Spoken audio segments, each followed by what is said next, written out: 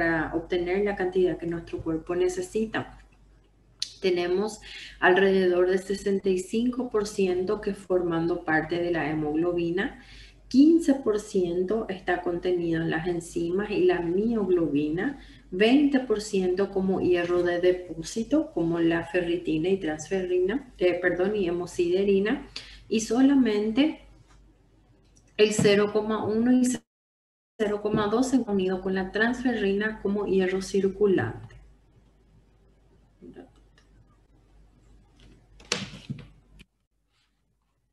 ¿Cómo ocurre entonces la absorción de este hierro? Este hierro se produce estando en su forma ferrosa a nivel del duodeno, o sea que se absorbe a través del duodeno del intestino de forma ferrosa. Estas formas férricas se reducen por la HCl a ferrosas a nivel gástrico en el estómago. Se distribuyen en el organismo a través de la corriente sanguínea por su proteína transportadora, que es la transferrina. Y la eliminación puede ocurrir de forma fecal, en la materia fecal, en las heces, biliar o a través de la orina, y también por el flujo menstrual, ¿sí?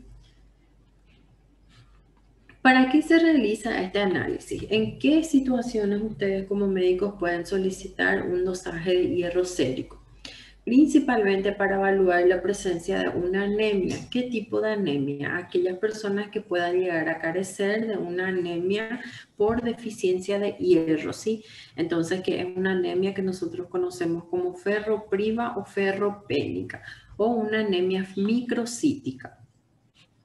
La falta de hierro, entonces, a la falta del consumo en la dieta, la falta del consumo en la dieta puede hacer con que la persona tenga una deficiencia de hierro, alteraciones en la absorción intestinal, el aumento de su consumo. Normalmente observamos en niños en etapa de crecimiento, mujeres embarazadas, o también por aumento de pérdidas en hemorragias, menstruaciones. En la menstruación, por ejemplo, mujeres que menstruan mucho más de lo normal, que pierden mucha sangre, que su menstruación es muy prolongada. Por ejemplo, hay mujeres que menstruan 7, 8 días y menstruan abundante. Mujeres tienen que buscar ayuda médica porque eso le puede llevar a una anemia por pérdida excesiva de hierro, ¿sí? Pérdidas gastrointestinales ocultas y entre otras causas también. ¿Qué pasa si falta hierro en el organismo? Si hay deficiencia de hierro en el organismo, entonces se disminuye principalmente la formación de la hemoglobina y eso lleva a que esos glóbulos rojos aparezcan pequeños, que es la condición que nosotros conocemos como microcitosis, y pálidos, que es la condición que conocemos como hipocromía. Entonces, volver una anemia microcítica o hipocrómica, ¿sí? Acá está mal, hipocrómica tiene eso. En este caso, entonces, de esta anemia, nosotros vamos a tener un bajo nivel de hierro sérico. La capacidad de captación de este hierro y de la transferrina puede estar elevada y la saturación de transferrina puede estar baja, que son pequeños cálculos que hacemos, ¿sí? ¿Cuáles son los valores de referencia? Los valores de referencia cambian según la edad y según el sexo del paciente, ¿sí? Entonces, hombres adultos de 80 a 180 microgramos por decilitro. Niveles en mujeres adultas de 60 a 160. Niños menores de 1 año de 100 a 250. Y niños a partir de los 1 año para arriba de 50 a 120. Estos valores acá también pueden verse diferentes de acuerdo al laboratorio, ¿sí? Entonces esos valores de referencia siempre ustedes van a tener en sus resultados, siempre el laboratorio les tiene que dar ese valor porque cambia de acuerdo a cada laboratorio, de acuerdo al método que se utiliza. Los niveles aumentados de hierro, ¿en qué situaciones podemos ver? En hemocromatosis, hemosiderosis, en caso de anemias hemolíticas, hepatitis, cuando hay envenenamiento por plomo, que se conoce como saturnismo, en caso de cánceres o intoxicaciones por hierro.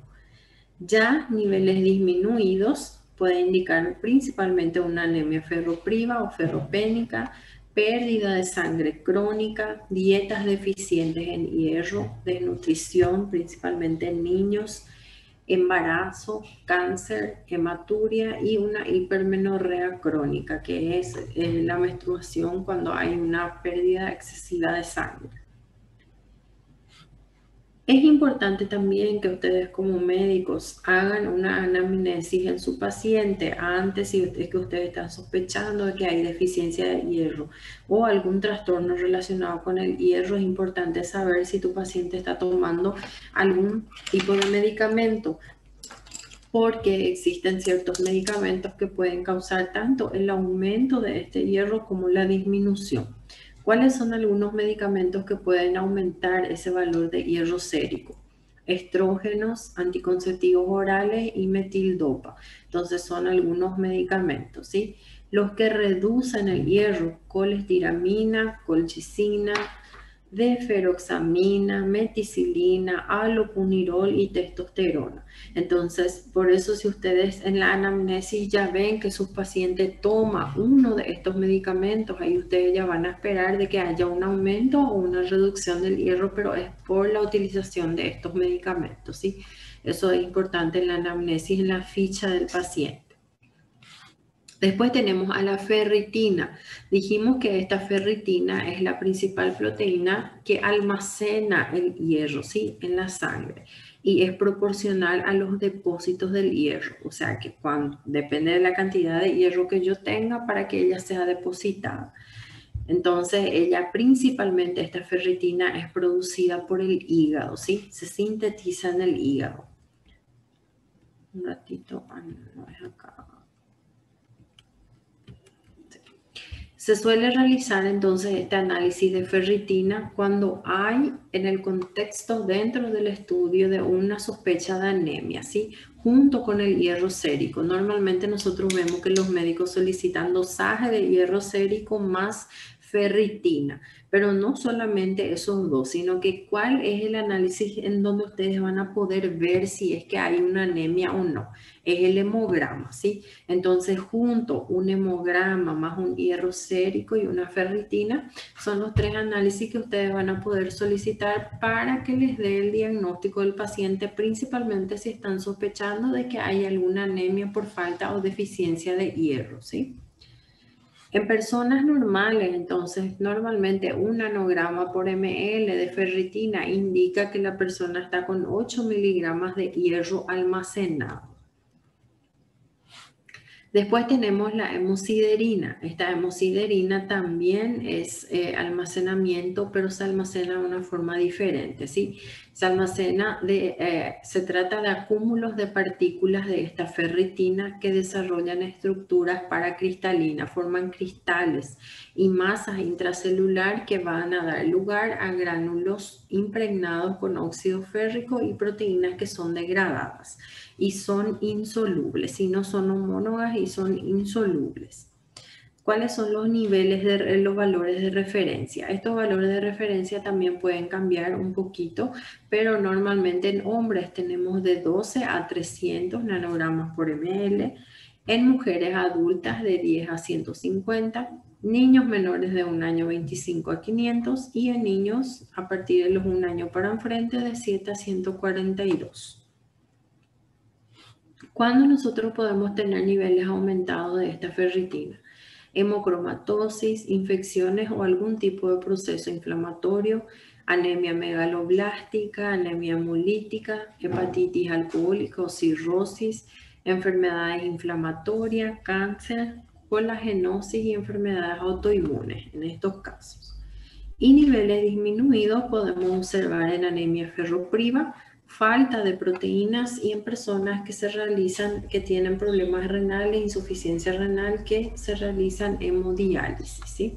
En esos casos tenemos niveles disminuidos. Después tenemos la transferrina. Esta transferrina entonces es la proteína transportadora del hierro sérico. Entonces es una proteína que comprende el grupo de las globulinas, que capta el hierro que ingerimos de la dieta, acumula y transporta, ¿sí?, constituyendo la principal proteína que fija el hierro circulante. Una molécula de transferrina normalmente transporta 2 átomos de hierro. ¿Para qué se realiza el análisis? Entonces, principalmente cuando ustedes tienen sospecha de anemia ferropénica, ¿sí? Por deficiencia de hierro. La capacidad de captación de hierro y de la transferrina es lo que va a medir la cantidad de proteínas que fija el hierro, ¿sí? Por eso cuando se miden las dos o ambas cosas se refleja lo mismo, a diferencia de la ferritina que lo que hace es fijar el hierro en los depósitos y no el hierro circulante. Cuando hay una falta de hierro sérico, va a aparecer elevada esta captación de transferrina. Y la transferencia también puede ser utilizada como factor reactante de una fase aguda o de algún tipo de infección aguda. Acá en este caso, cuando hablamos de la capacidad de captación de la ferritina, nosotros ya no nos referimos a la dieta, ¿sí? La dieta ya no tiene nada que ver. Nosotros vimos que para el hierro sérico sí la dieta tiene que ver, de acuerdo a lo que nosotros ingerimos, lo que se va a reflejar en el análisis. Solo que acá la dieta con más o menos hierro no va a modificar el valor de la transferrina o de la captación de transferrina, porque va a reflejar un funcionamiento positivo o negativo del hígado, ya que es el hígado el responsable de producir esa transferrina, ¿sí? Que es el productor de esta transferrina. Entonces, si yo tengo deficiencia de transferrina, si mi paciente está con transferrina deficiente por debajo del valor de referencia, eso no me va a indicar una dieta pobre en hierro, pero me va a indicar un déficit en el órgano que es productor, que sintetiza esa proteína que es el hígado, ¿sí? También puede reflejar el estado nutricional en proteínas del paciente, la ingesta de proteínas en el paciente, principalmente la parte de las globulinas. Entonces, niveles normales de esta captación tenemos entre 250 a 460. Los niveles de la transferrina también dependen del sexo, en hombres de 20 a 50%, en mujeres de 15 a 50%. Los valores de la transferrina también. En hombres adultos, 250 a 360. Adultos mujeres, 245 a 370. Niños menores de 1 año, 125 a 270. Y niños a partir de 1 año para enfrente, 200 a 235 miligramos por decilitro. Entonces, también estos valores pueden cambiar de acuerdo al laboratorio que lo hace, ¿sí? ¿Cuándo podemos encontrar niveles aumentados de esta captación? Utilización de anticonceptivos orales, embarazo, policitemias, anemia ferropénica. Niveles disminuidos, falta de proteínas, enfermedades inflamatorias, cirrosis hepática, anemia hemolítica o perniciosa, anemia falciforme o drepanocitosis. Cuando nos referimos entonces a la deficiencia de hierro, nosotros tenemos 3 etapas, ¿sí? En la primera etapa lo que ocurre es la disminución de la ferritina sérica. En la segunda etapa aumenta la concentración de este hierro sérico y aumenta la capacidad de ligación del hierro. Y en la tercera etapa tenemos una restricción en la síntesis de hemoglobina por deficiencia de hierro y ocurre la anemia en el paciente.